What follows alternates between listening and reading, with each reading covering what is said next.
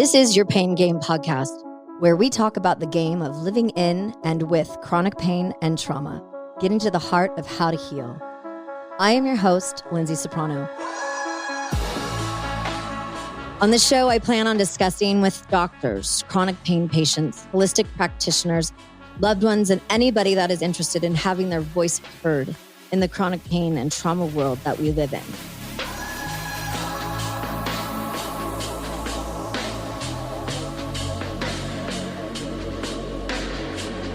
There are many faces to CRPS, and every face that I meet who has CRPS, like myself, has stains of tears on their cheeks because this horrific disease is incredibly painful and debilitating as it manifests itself, right? And, each person manifests their CRPS or, of course, any other painful disease or cancers, whatever. Anything that happens to us, any trauma, we manifest it differently. Every body is everybody. I say that all the time on the show. Every person is different. And we cannot judge one other person from another based on how we are perceiving our pain or how we've experienced pain. And as you guys know, those that have been listening for a couple of years, I am almost 8 years into this diagnosis of mine. And I am living proof that you can push through pain by changing your mindset. And that has been a struggle recently with me. As you guys have listened, I've been really challenged with my mindset and I've gotten some boosts back again. And Lyndsay's feeling like she's back in town, because some of those days it's a bitch to push through the most challenging thing that I have ever been faced with in my life. And I have been faced with so much stuff. But what's the alternative? What is the alternative to us pushing through pain? I know what it is, because I've been in those dark and twisty places and it is not pretty. And so we will not go there on this show. We'll talk about it though, but we won't let any of us go there. So today I'd like to talk about how we can break through this gut-wrenching pain that we live in when we're suffering and how we can give our pain purpose. That is what I am here for, to give my pain purpose and to give your pain purpose as well. So without further ado, I'd like to introduce you to my guest today, Audrey Marie, who also suffers from CRPS, medical PTSD, we're going to get into this, and FNSD, also going to get into that. Audrey, it is amazing to have you here. It took us a while to get our schedules, our CRPS bodies together to get this put together.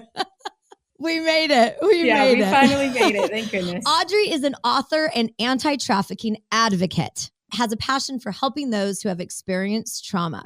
She is working towards her master's in Homeland Security and Emergency Preparedness to gain more knowledge in mitigating crises, to help protect and educate, and most importantly, advocate.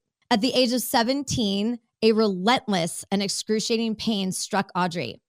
Her world was suddenly turned upside down by the invasion of a really gross lump in her armpit. That's the pits.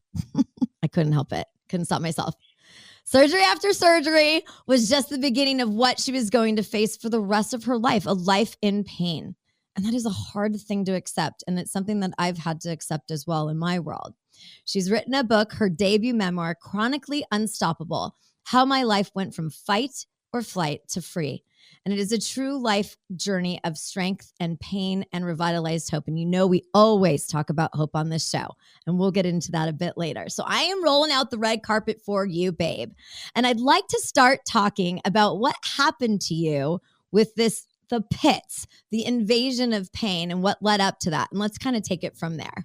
Thank you so much for everything that you said for that. When I was in high school, I started doing theater and I loved it. I fell in love with acting and, the amount of friends that I made, all of that. Something that's a little bit tricky is that when it comes to acting and doing theater, you're in these heavier costumes, especially high school theater, right? Because a lot of these costumes are from some Goodwill or something. And so they're these thick costumes, right? And I was wearing these costumes with the stage lights kind of coming down on me. And that causes a lot of sweat just naturally. And you're also performing, right? What happened was I started to develop this lump literally on my armpit. It started super small. And then with each, dress rehearsal, each show, it was getting bigger and bigger. I kind of decided to just ignore it and to kind of do my life, right? I'm about 16, 17 at this point. Nothing's going to stop me. I'm living my life. Yeah. And after my final show, I went to go and check it in the mirror, and I realized it opened. And it was just this huge opening, incredibly painful. And that's kind of when I, brought it to my mom and I showed her, and she had this sudden kind of concern on her face that, moms try not to show, right? But us kids can kind of also see it, the level of concern that we see. Sure. Yeah. Exactly. They think they're hiding their feelings from us. We're like, come on, guys, we actually are a little bit more onto you than you're onto us. Yeah. Exactly. So then that's when I went to the doctor and they recommended surgery under my armpit. And so it was kind of this moment of, what does that mean? I had never had surgery before. I was an overall really healthy kid. And I was absolutely, utterly terrified. I went to the hospital and for surgery, and they noticed that there was a lump under my left arm. And they were, you know what? We're already going in there. Let's just go in the other arm as well and take that out. Of course. Naturally to them, that's so simple and easy, but it was kind of the worst decision of my life, having listened to them and not asked many questions. I was young. I didn't know too much. I went in for surgery and I came out and they said it looked great. The only tricky thing with armpits, right, is that you can't stitch an armpit up. So you have to leave it open. And that's something even after surgery. That's insane. So they open up your armpit and they just leave it open. Like, what are your arms above your head? Like for like the rest of your life? What the hell? This is insane. Exactly. It was kind of this, moment of, what the hell's going on here? Yeah. How is this even possible? And, I didn't know very much. I'm high coming off of, sedation. My mom's in there listening to everything.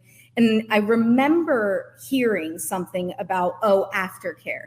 And I just kind of ignored it because, I knew surgery came with aftercare. So I just kind of, pretended it wasn't there. My key useful thing, not useful, is avoidance. So I'm just kind of avoiding it all. And I'm not worried about it. And the next day rolls around and I'm sitting on my mattress in the living room. And my mom comes down and she says, Audrey, would you, we're ready to take you upstairs and help with the wound. And I wasn't quite sure what she meant by that. But I got up, I took my oxy and I went into the bathroom, and she told me to go in the bathtub, which I thought was super odd at that point. Kind of like, that's a weird place to do it. You also don't want, a wound to be wet, right? You don't want and bacteria and like what? And all this soapy weirdness. What you don't want water on it. But she said that the surgeon recommended to go into the bathtub because the water would help take things out. And that's when it kind of clicked of, this is open, but it has some medical surgical supplies in it. And I froze for a minute and I got in the water after a long kind of crying argument with my poor mother, who's just trying to get it over with as well. Right. And I get in the water and I'm like, geez, I don't feel anything. I didn't feel any pain. I didn't feel anything. So I was like, this is going to be easy, right? And we kind of toughen ourselves up a little bit and do it that way. I lifted my arm and my mom started to kind of pull.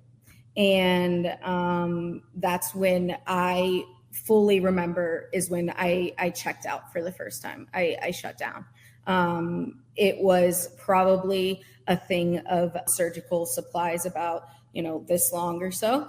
And it got pulled all the way out. Yeah. Sorry, yeah. No. If you need a Dixie cup, everybody get a Dixie cup out. Seriously. Yeah. Might be more than that. Too much. Yeah. Yeah. Just kind of, try not to think about it. This episode sponsored by Dixie Cup. If you need to hurl in this. In the Dixie Cup. Yeah. So, I mean, it was one of those moments where, I moved out of my body. I let it happen. And then I realized, hey, there's the other side that has to get done as well. And my mom kind of looked at me and she said, you can scream as loud as you want to scream. We're going to get this over with. And it was kind of this moment of a level of strength I had never needed to have before, which I know so well at this point. But that really was this first moment that PTSD really began to take its toll. Once we had to continuously, repack, retake off, and over and over and over again. So that's kind of how that original PTSD started. And it eventually led into me getting CRPS because that wound stayed open for a whole year. I can't even imagine how. And is yours is fairly localized in your CRPS, right? Is it just in your arms, or it goes down to my fingertips? Yeah. Your fingertips, yeah. So it's up in that. So like we both have the similar CRPS in nature. But that's what's so interesting. That's kind of why I opened up with CRPS has many faces, and I kind of just like threw that in because it does. I know one of my best friends on the entire planet has CRPS, and she has it so different from mine, but also so similar. And then you and I speak, and it's like, God, we have so many things that are exactly alike, and then so many things that are like, what? How? That is so nuts. And because it is such a neurological disorder on top of the physical part of it, it is a complete mind fuck. I mean, there are days where we wake up, you and I both, we've talked about this on text and everything. Like we wake up and we're like, wow, this is nope, it's not going to be a great day after all. And we have to ebb and we have to flow. And that's how our bodies manifest it. And sometimes it changes from hour to hour. And we just have to kind of like go with the flow and be prepped and be calculated about what we are going to be able to do minute by minute, hour by hour, day by day. And it's hard for us to make plans. It's hard for us to like, sure, I'll commit. And then I feel really, really guilty when someone's like, hey, I'll see you in 2 hours. And I'm like, oh my God, I've been waiting so hard to be able to like pull this off and I can't. And that is something that's really challenging when you live in chronic pain as a whole, is putting together these calculated measures and these calculated plans in order for us to be able to like ebb and flow and be part of this world. It's nuts. Oh, completely. Well, and that's what makes treatment so difficult too, because everybody is so different. Exactly. That the treatment has to be so different for each individual person. Yeah. No, it's so hard. So what happened then after you're pulling out like a clown's pulling out flags out of his like bunny hat out of your armpit?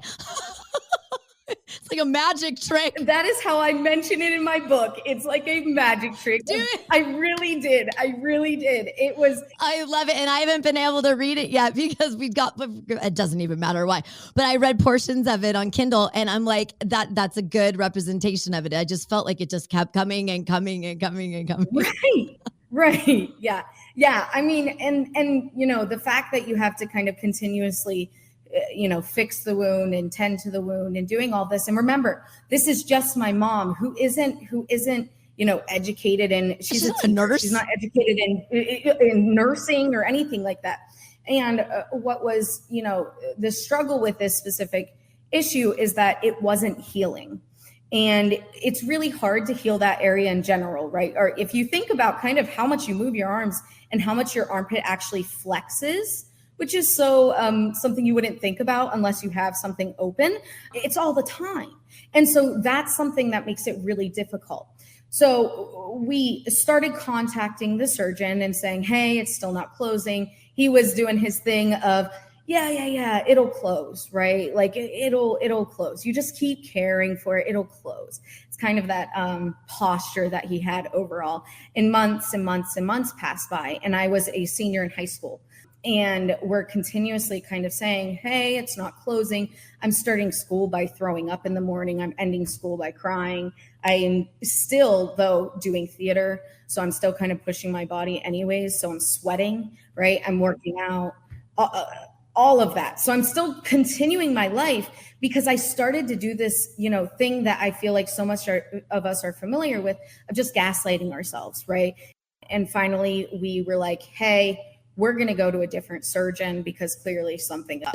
Yeah. So we go to a different surgeon. Thank God we did. But we went to a different surgeon who worked actually under the surgeon that I had already seen. And before she knew that he was the one who did the surgery, I lifted my armpit and she goes, "Who did this to you?" Oh, no. And I'm sitting there like, "God, what do you mean? Who's doing this to me?" What do Right? What do you mean? What did I just hear? Yeah, exactly. So I say who the surgeon was, and she shut off. She didn't say anything else about what was going on with it. She didn't do anything like that. And so that was something that, I remember kind of seeing her and thinking, oh man, she's not gonna complain about this because of, the hierarchy of the medical system. And we could go on for that about hours, but all of that. So I got the surgery and it took a solid about 6 months to get it to close. However, she followed me. Wait, that was after when the new doctor came in? Okay, so this whole time, how long had that gone by? So that probably took a solid like 3 or 4 months, and then another 6 months. And then, geez, so basically a year. Exactly. Yeah, and insane. And the difference was that I saw her probably twice a week. I was seeing her constantly with her, attending to it, helping my mom, giving us different things, which was so clear that there was such this difference of, oh, she can get it to close. But even though that did end up closing within probably it was such a short time, but within 3 weeks after the second surgery, I was sitting in math class. I remember the key point. I'm sitting in math class. I'm talking to my friend. My teacher passes out homework. She says, start working on your homework. I take the pencil and I couldn't write. And it was this overwhelming sense of pain and lack of control of my body. And I remember being terrified. I didn't know what was happening to me. I didn't know if something else was going. I had no clue. And your brain starts to run. I'm 17 at this point. I'm young. And this was something that I remember I looked at my friend and I was hoping she didn't notice the fact that I was having so much trouble. And I'm sitting there trying to debate on kind of what to do. And I put the pencil down and just didn't do the homework. It was like, maybe something's up. The armpit's still giving trouble. I don't know. So I kind of neurologically, when you're cutting into nerves and stuff, it makes sense that you would have issues with your hands and your arms. Right. And that's what, and I remember telling my mom, and she was very much like, yeah, the exact same thing of, yeah, it's healing, all of these things. But in the back of my mind, it was a different level of pain that I had never felt. And it was this burning and this deep to the bone pain that's I know so well at this point, and I'm sure you know so well. And I sure do. I feel like my bone marrow is on fire 24 hours a day. Exactly. So it was definitely this inner struggle with, hey, something is clearly not right, and being told, maybe it's the surgery, maybe it's those sort of things that's causing it. But the decline happened so fast. Within a month, I was at the point of not lifting things. I was tremoring all the time.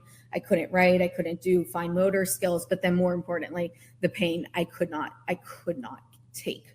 And it kind of put me in this moment of, well, what the hell do I do now? Because I did the surgery, like they said. I did the treatment, like they said. Like, what is going on? And I'm sure that before you kind of get that diagnosis, you get a ton of tests done on you. They want to test for even some random, disease that could potentially cause something. Yeah. And when you're in that kind of debilitating pain that you and I know, as many of our listeners know as well, and as listeners listen to this show for their loved ones as well, which is interesting. I've been doing analytics on demographics, by the way. And it's like so many men are listening for women. And it's a really interesting shift with dynamics or with demographics, because I've been watching it and I've been getting emails from people about how they're listening to help other people. And I absolutely love that, because that's what we're here to do. But when you're in in this kind of pain and you feel hopeless and you don't know what to do, and all you're given is like, go take this pill or go have another surgery, or this is just how it's going to be. You're like, there's no way this is how it's going to be. Like, give me a fucking break. I will not live like this. So how do we do that? And you're like me. You and I immediately when we did our meet and greet, I mean, you and I are cut from the same cloth as far as like, we're going to get through this no matter what. We're going to have our crap days. And you and I both have experienced those together recently. But those crap days really make our good days amazing. And what I struggle with in pain management is on those good days, I want to do as much as I possibly can and enjoy. But I know, like you and I have talked about, is the calculation behind that. We know that if I put this much gas into my body and I use it up, it's going to take me 2 to 3 days to refill. And that because my tank doesn't fill up in 6 minutes like everybody else's does. It takes 2 days to do it, 3 days to maybe do it. But is it all of that fun and that excitement or whatever, even vacuuming my home or whatever it is that I want to do, is it all worth the 2 days? Sometimes it absolutely is. And so it's like picking and choosing what's the most important thing and the most important people that we want to go spend time with or do things with. But it's not because we don't love the other people around us, or we don't love the other things. We have to legitimately be calculated about how and who we are going to be with, what we're going to do, who we're going to allow into our world, because we know those people are going to make us want to blow our brains out. We know we're not going to go hang out with those Trump supporters. We know we're not going to go do this. We know we're not going to do that. Right. So we make these decisions because we know how fragile our bodies are with our nervous system and how we are affected by the smallest things. And I don't love that about this disease, but it's something that we've had to learn. Yeah. Well, and that's why pacing is so important. It took me months and months of treatment to figure out pacing, because exactly the minute you feel great, you are going to run. But the problem is you're going to burn yourself out. And I talk so much about having pain in that driver's seat all the time and how important it is for us to get into the driver's seat and kind of kick it to the back. Because when it's in the driver's seat, that's when it becomes, us running until we can't run anymore. And that's how we collapse. And so that's why that's so absolutely beyond important. Yeah. Well, and you are wise beyond your years, and you already know that. She sounds like she's far older than me. And that's a compliment, actually. But, I mean, that's extremely wise. Like we wake up and we're like, all right, because my legs are named Thelma and Louise. My left is Thelma, my right is Louise. And we have a little conversation every morning when we get up. We're like, all right, bitches, what are we going to do today? What can we do to get this body moving and to get to work through whatever pain we're going to deal with, whatever it is that comes at us. And so interesting, because I end up putting Thelma and Louise in the driver's seat first before I choose.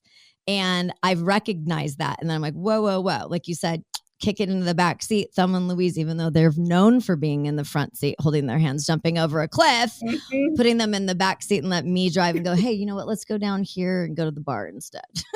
Right. Or let's go to Nordstrom, or let's do something other than jump off a cliff. Seriously. And I feel like that's what's so empowering about, knowing that you have those, Thelma and Louise in the back seat, knowing that they're in the back seat and you're still doing what other people might not have in the back seat, and you're still doing what they're doing. That's what's so empowering. And that's what's so important. It is. And I kind of feel like a badass on some days. I'm not going to lie. Oh, absolutely. I'm like, give me a break right now. All right. And I don't need to say it out loud, but it's up in here. I'm like, oh God, come on, dude. Right. And that's what, and I think it's important for us to remember that no matter what, whether we're in bed or whether we're doing something, we're a badass, right? Because we're still in bed and we're still alive. And that's what's so key. Yeah. And I'm still hitting all of the balls out of the court. And I don't know, not as fast as I used to. Things take me a little bit longer than they used to. I've had to make some sacrifices and let go of some people, some clients, some things in my life that weren't giving me joy. They were only just like stressing me out. So by letting go of all of those, I opened up more doors for opportunity to meet people like you, to start to do the show, blah, blah, blah. But when we open up those places where we've kept people and things in our lives that are nasty and dark and twisty and try to push those people out, not in the backseat, out of the car. And that has been super helpful for me with pain management. So I want to kind of move into, if you don't mind, moving into a little bit about how you deal outside of our mindset and what we just talked about. But are there any things that you do outside of our mindset shifting and our meditation, all the things that you and I have spoken about? But is there anything that you do particularly in a pain management perspective that can be helpful for other people, not just with CRPS, but other pain conditions? Yeah. So something that I learned pretty late in my kind of treatment journey is that CRPS, what makes it, what I think the absolute hardest is that you have to find the things that are causing pain and actually do them. And I think that's something that a lot of people don't think about, our loved ones, our friends, our family, is that, things are extra hard when we're doing the things that really hurt and that really don't feel good. I make sure to go to the gym as, a certain amount of times a week. That's not because, I love the gym. Nobody loves the gym. No. I don't care if you're there like doing your stuff on video and whatever, you still don't love it. So don't lie to me anymore. Nobody likes the gym. I don't believe anybody. Exactly. Nobody loves the gym. Nobody loves the gym.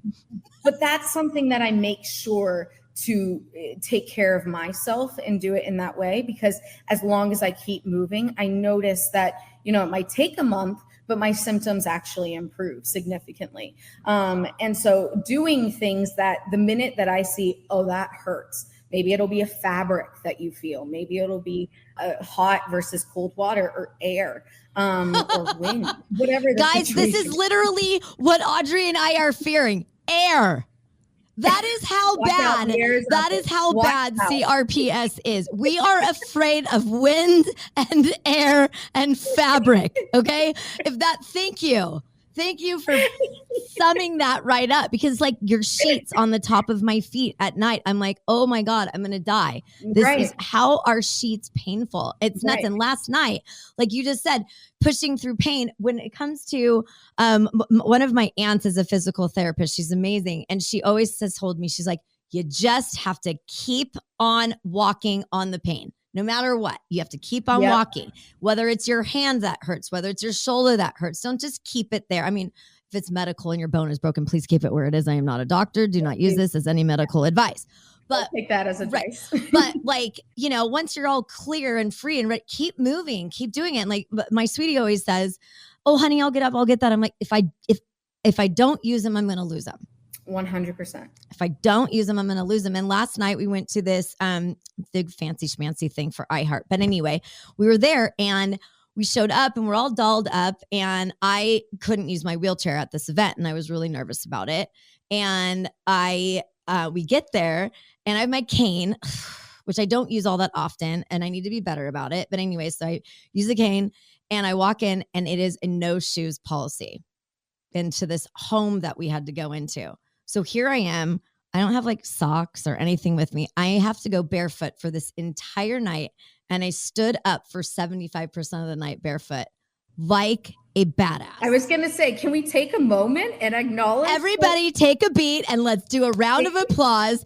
I was so proud of myself last night, because the first night that I have gone, you know what? Fuck it.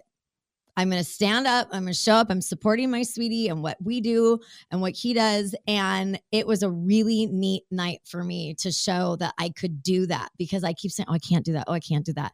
And we do. Fabric hurts. Stepping on carpet hurts. Every surface you're looking down. Well, for me, I'm looking down because it's my feet. But for you, it'd be everything with your hands and anything that would be like a purse under your shoulder. I mean, you just think about all the things that touch our body that we interact with, that you take advantage of, that we're not grateful for. The fact that we can walk on carpet. You guys can all walk on carpet like badasses and do ballerina poses, and I can't do that. I can't do a pirouette on carpet. What? I'm not a monster. Well, and that's what I think is also so interesting, is the fact that once I moved out from my family house, and I live alone at this point. So once I moved out and I realized people aren't going to do things for me, that's when I like flourished, was when I was able to. And so I think it's hard for loved ones and friends and family to find that balance between supporting and also just doing everything for the person that ultimately harms them at the end of the day. That's well said, because I know that, you know, my mom's like, she's very sensitive. Like, oh, let me help. I'm like, I'm good. I've got it. Yeah. I got to do this on my own. It's almost like she's trying to work her toddler, trying to learn how to walk again. It's so weird and so sad, you know? We have to learn, because we all talk about our pain and we all talk about what we're going through. But in fact, my sweetie's doing my 100th episode with me, and we're going to talk about just this, about how we can be better for the people in our lives that support us, and educating them too about, hey, I know that you want to help, but I really need you to like leave me the fuck alone for just a little bit. Right. Let me stand here at this event proud and not be worried about me, because I need to do this for me and by proxy for him. Right. No, and that's something that, you know, with my book, when I was writing my book and I'm talking about kind of this time in my life, I had never taken a moment to realize, wow, my mom has been through so She's much. got her own PTSD from it. She's got her own stuff. Right. And I know my mom, in fact, our moms might really get along actually. They need their own support. And I keep telling her, I'm like, hey, I go to therapy. I talk to people about this. Like, who are you talking to about how to appropriately like support me and also support you? Because the people that are in our lives, and I feel guilty about, there's like this guilt shame kind of thing that comes from like, oh God, our loved ones have to like go to therapy to deal with us. I'm like, we're going to therapy to deal with you. Like, let me tell you, I've been in therapy since I was 14 because of you people. Give me a break. Seriously. Yeah. Oh my God. It's so funny. Oh gosh, I love you so much. Such a great interview. I love this. This is so great. So, okay. So here we are now, and you're thriving, and you've written this book. Let's talk about your book a little bit. Okay. Yes, let's do it. So obviously we've been on this pain journey, and you've got this chronically unstoppable. And I love that, because what the alternative, like I said, is not pretty. You know, how can we move to some form of freedom? We don't know whether we're ever going to be free of pain. I have hope that we'll be in at least less pain. I don't know if we'll ever be pain-free. So talk to me about your book just a little bit. Yeah, this is so exciting. I know. So I spent a solid 3 or so years writing this book. And originally it kind of was birthed out of me writing a blog. And I noticed that when I write the blog a very conversational way, people really connected with it. So I'm not talking way higher above them. I'm talking very much at their level. So I started writing this book, and it is about kind of my journey from even before I originally had the surgeries all the way up until the point when I'm, you know, living alone and thriving. And it has a lot of these mixtures of, let me tell you about a certain time in my life, and then here's all the things that I learned from it as I'm even writing it, as I'm exploring through it, talking about it through therapy. And something, and one of the biggest things that I kind of realized is that we spend so much time fighting this pain all the time. We're fighting it. And when I fully felt, I will say at this point, even though I have pain, I do feel a level of free. And I think that that's because I shifted my mindset from that fighting the pain to actually working alongside the pain, and kind of making it, you know, if it's going to be in the car, if it's going to be in the back seat, okay, it can chill in the back seat, you know, it can do its thing, and I'm going to work alongside it and not fight for the wheel every single day. And I think that's something that I realized at the end of my treatment that I did for about 2 months or so. It kind of finally clicked of, once you start, you know, pacing, and once you start figuring out kind of, okay, here are the things that cause pain, I'm going to do 2 of them today. Instead of all 5, I'm going to do 2. And doing this kind of, you know, negotiation, I guess you could say, Yes, that's a great word. I was just going to say that. Yeah, you're like literally, it's like the angel and devil on your shoulder. You're like, all right, I want to go have some fun over here. And she's like, no, Lyndsay. I've always battled with that, because I'm a Gemini. Right. Oh, yeah. Interesting people. Yeah, but I think that Taurus. Taurus. We know who we are. But that level of negotiation and that level of working with, what I noticed is that my level of exhaustion went way down, because it is so exhausting feeling like you are fighting it every day. You're not fighting for your life, right? We're all fighting for our lives, but it's fighting against something that is so exhausting, mentally, physically, the whole shebang. So that's something that and you're fighting against yourself, right. Which is what the challenge. You're like, wait a second, this is me. Right. Why am I fighting against me? Right. And you're like, and I know a lot of that stems from trauma, and yours is a couple. And we didn't get into some of it, and that's okay. But when it comes to trauma as a whole, trauma is trauma, right? Pain is pain. And I always say that around here, because I can experience something and the same person can experience the same thing and have absolutely completely different results from it. Different experience, different doctors, different this, different that, different family environment, different jobs, different ages. I mean, nobody is the same. And it's one of those things where I feel like I'm always kind of like that, again, that Gemini, that devil and that angel that's always been fighting with itself. And it's been like that since I was a little girl. So there's some of that that's in my persona, that's part of who I am.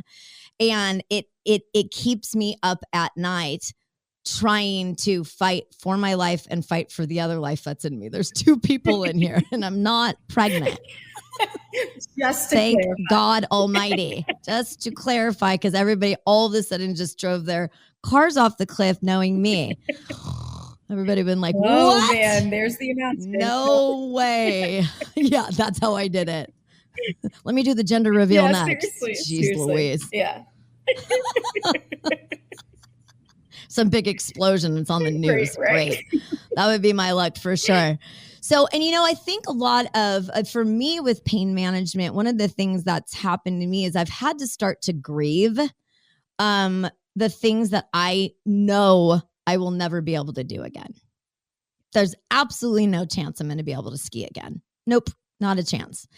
And there are some things that I know I for sure will be able to do again, because that's what I'm going to focus on, the stuff that I know I'm going to be able. Don't try to do the things that I know I like legitimately, unless there's an act of God that happens. There's no way I'm going to get ski boots on my feet, and there's no way I'm going to be able to downhill ski and whatever like I used to. But there are plenty of other things that I used to do that I can do, and new things that I'm getting interested in. Like I'm starting horseback riding. Hello. Not on my feet. I mean, they're in stirrups, but I'm going to be strengthening my body in different ways that I haven't been able to. And so looking at pain management as a strength instead of this like negative thing is something that for me is a mindset that I have, because it's like, well, if I do this, I'm strengthening my body. I'm doing something that's healthy for my body, and not going, well, I can't do that. It's what can I do? And then do the things I can do. And I feel like whenever, like last night, like my example, I woke up rejuvenated this morning because I stood for the longest I've stood in 4 years. That is a win. That's a win. Yeah. I got this condition at 17. I missed senior prom. I missed senior everything. My biggest thing was going away to college. I was so excited about going away to college. I couldn't go away to college. I commuted, but I couldn't go away. My older sister had to drive me and drop me off, and, all of that. And you miss certain periods in your life that you're allowed to grieve and you're allowed to feel. And something that was so healing for me was with my book, when I was talking about, my mindset during that time period, I felt like I was able to kind of allow younger Audrey, past Audrey, to kind of feel those feelings and say, you know what you're going through is valid.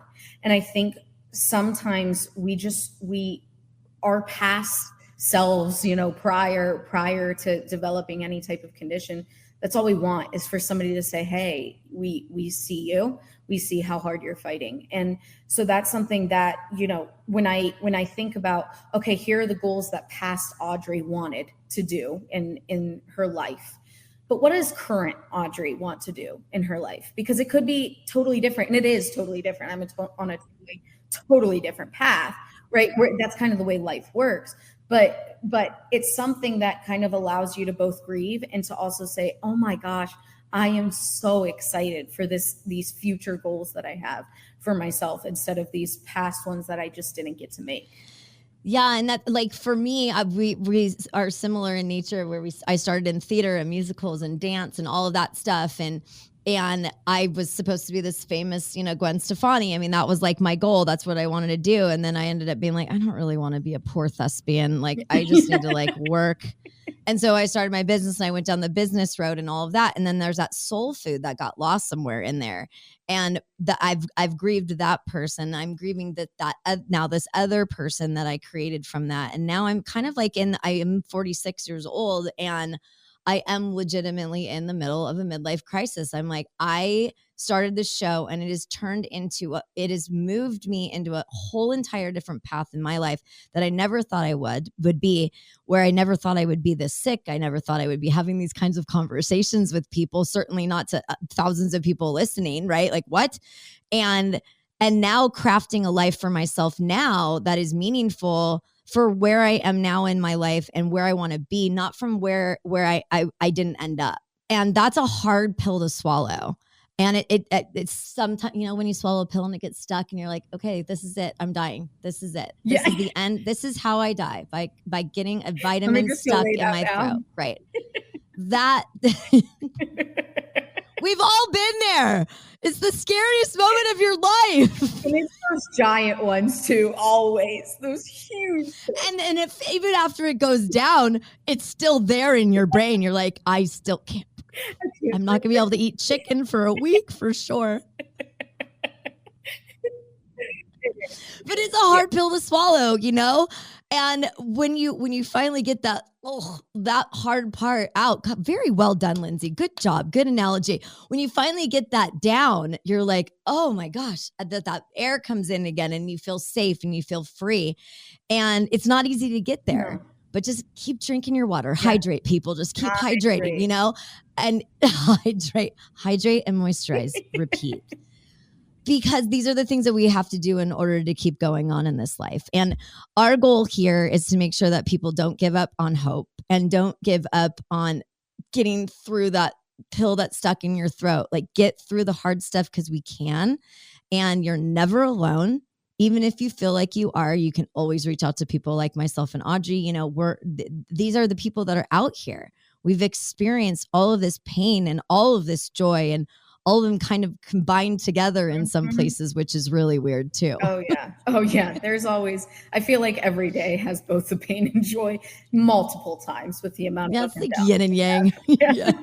It is an up and down. And our support team and people around us are kind of going through that roller coaster as well. And we applaud you and thank you for being here for us. We also are here for you, trying to support you as well. We might not always be as good at it as we want to, but thank you to everybody in my world, and you know who you guys are.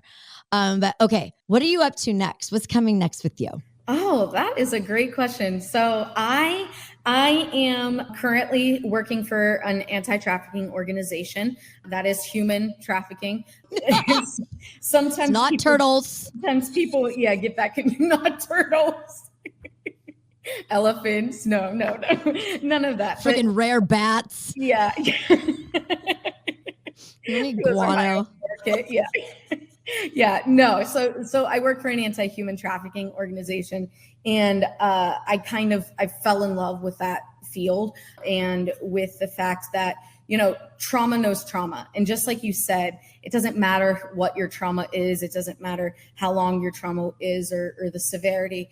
You can understand each other when you've experienced a type of trauma. And that's something that I've kind of started to utilize within my job. And then aside from that, I am going to kind of continue doing podcasts and meeting up with people and posting on social media and all that related to my book, which I'm so excited about. It's craziness, but yeah, so that's kind of what I'm going to be up to. I love it so much. I mean, you are an inspiration to me, especially because we're 20 years apart, like legitimately and exactly. And I feel like I have gained so much wisdom from you just in the few short months that we've known each other, and even just on this episode. And I want to applaud you for being so strong and so wise, having gone through what you've gone through. And we know what our future may or may not be with CRPS. And that's something that I know Thelma and Louise and I have very deep discussions about 24 hours a day. Not Thelma and Louise again. Well, they're here all day long. They're always going to be there. Always. I'm like, Thelma, would you stop being such a bitch? She's been the one the past 2 weeks that is like, I'm like, we're going to Lowe's and we're getting a chainsaw because you're out of here, baby. I mean, it's been nuts. And so, but so interesting where I came up with that name is my acupuncturist told me that I needed to humanize my pain. And I was like, okay. So she's like, I want you to name your feet. I'm like, what? That is the dumbest thing I have ever heard of. Yeah. And it stuck, and it is the best thing that I ever heard because I do humanize them because I felt like my legs were not part of my body anymore. I felt like I was separated from, like, these don't even feel like they're part of my body anymore. And she's like, you have to like talk to them. Like people say, talk to your plants. I'm like, all right, I guess I'll talk to my legs. There's a crazy lady sitting on the bench talking to her legs. That's my future. If you see somebody doing that, it's if you see me in a park with pigeons on my head, please call the authorities.